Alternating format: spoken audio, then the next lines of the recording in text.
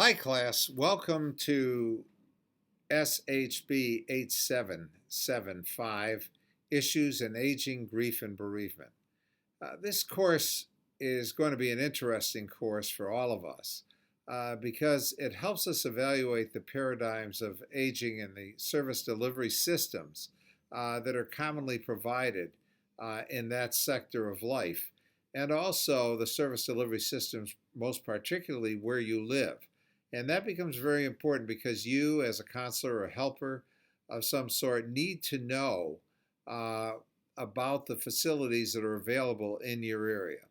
This is a very, very important area these days because we have such a large and growing amount of senior citizens, and aging has become particularly important, much more important than it ever used to be, as people live longer and as things get more difficult for them as they're moving along. We're going to focus on the challenges of aging that extend beyond physical deterioration and impending death to the multiple issues of loss in life and things of that nature. And even we're going to even talk a little bit about nursing facilities and what happens when people have to move to that portion of their life. Although grieving and death are part of life, they form a significant part of life as a senior citizen. Also, there are some really serious cognitive things that start to occur as you get on in age. And so we have to become aware of all of those things as well, because you're going to be dealing with families and communities and organizations and crises that occur as a result of all of that stuff. Um, this course will also address the differences between grieving and bereavement, recognition of the losses in life and the impact of personality changes on the individual, as well as communication with that population to find resources and options for their comfort. And we're probably going to talk a little bit as well about the difficulties that they encounter when they're being taken advantage of by other people. So we're going to talk a little bit about some legal aspects of things as well as the counseling aspects as well. So we're also going to talk obviously about the code of ethics because that becomes very, very important as well.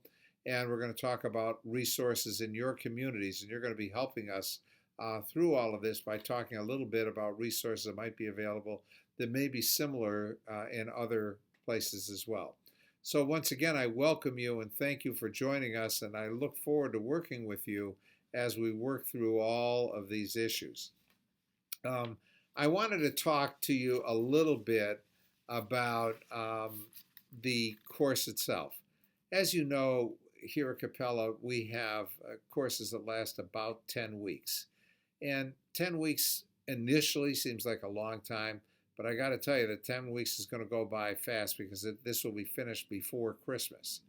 And we've got obviously some holidays that are fairly important from a family perspective during that period of time as well. There's a lot of work to do, and I know how busy each of us is. I certainly know how busy I am. I teach a lot of courses. So it's really important for us to organize our time appropriately.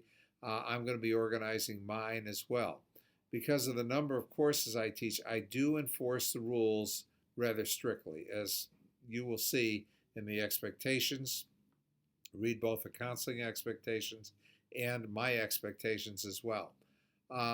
So, as I said, it does slip by very quickly, the time does, and so you don't want to get overwhelmed. It's important to get things in on time. Organization is really the key to success, particularly in graduate school. If you spend at least 60 to 90 minutes a night, 7 nights a week, I know that sounds like a lot of time. It doesn't have to be night, it can be during the day. What I like to do is reserve the same time every day because it becomes easier for me to remember to do it at that time, and I just focus that time for this particular purpose. If you do that much, then the class should bring you much success. All discussions are due at varying times. For example, in the first week, there's 3 discussions. Normally, there's 2, but the first week, there's 3. One is an introduction discussion. Introduction discussion 1 and discussion 2 are due on Wednesday. Discussion 3 is due on Friday. All other weeks, there's generally, other than the last week, there's generally 2. And so the first one would be due on Wednesday, and the last one would be due on Friday. Now you have until Sunday to answer other students' discussions. I want you to understand how I grade for this. You get up to 75% in a grade for your initial discussion. And then you get 25%, you can't get up to 25%, if you do the right number of responses to the other students. And that's really important. I say right number of responses because I want to make sure that if there's one that's due, that you do at least one, 2 that's due, that you do at least 2. Oftentimes I will ask you questions, most often I will, and I also hope that you will respond to those. They help improve the grade. Now, just so you're aware, don't panic if you don't see 100 on things. I generally don't use 100, nor do I use 0, of course, unless something doesn't come in at all. Normally, the grade will be somewhere between those 2 numbers. It leaves us a lot of flexibility. And don't forget also that in Capella, unlike many other universities, Capella has an A is anywhere from 90 to 100, a B is 80 to 90, 80 to 89, and a C is 70 to 79. That's a pretty broad spectrum, so it leaves us some room. And you will see that I will grade a little bit differently. I don't always give 100 on everything by any stretch of the imagination. In fact, that's probably a grade you won't see as much as you might think that you should.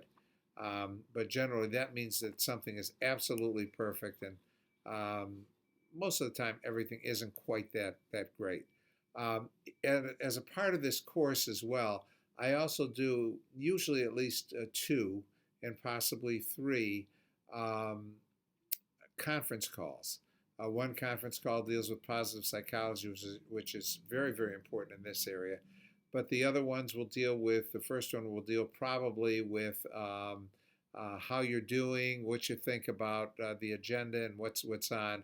Make sure that you read the syllabus carefully. And I'd like to go through each of the weekly things that you have to do.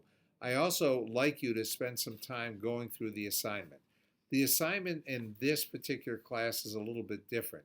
It's more involved with dealing with an organization that you're familiar with or you want to become a part of that deals with this particular area with seniors or grief or something like that.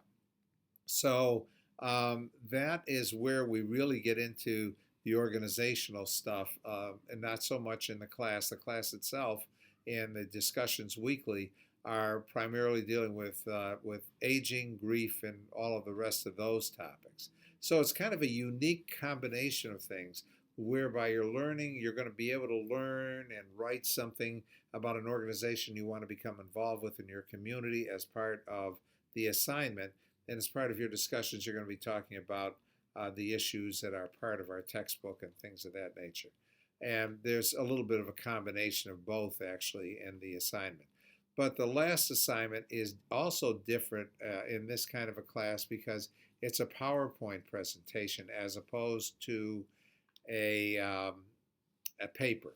And a PowerPoint presentation, although it does have to follow somewhat APA guidelines, it gives you a little bit more flexibility, but it does require 35 to 40 slides.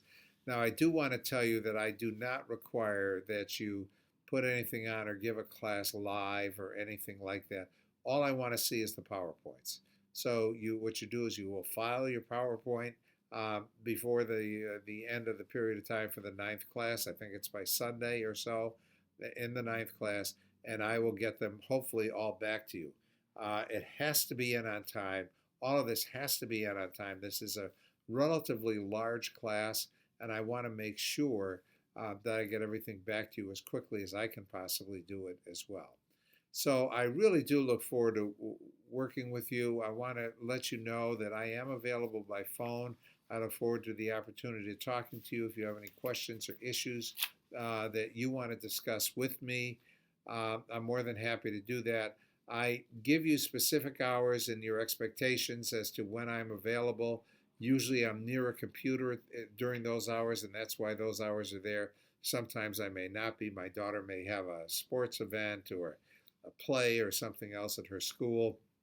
And so there might be times when I'm not that available. If I'm not, I will call you back.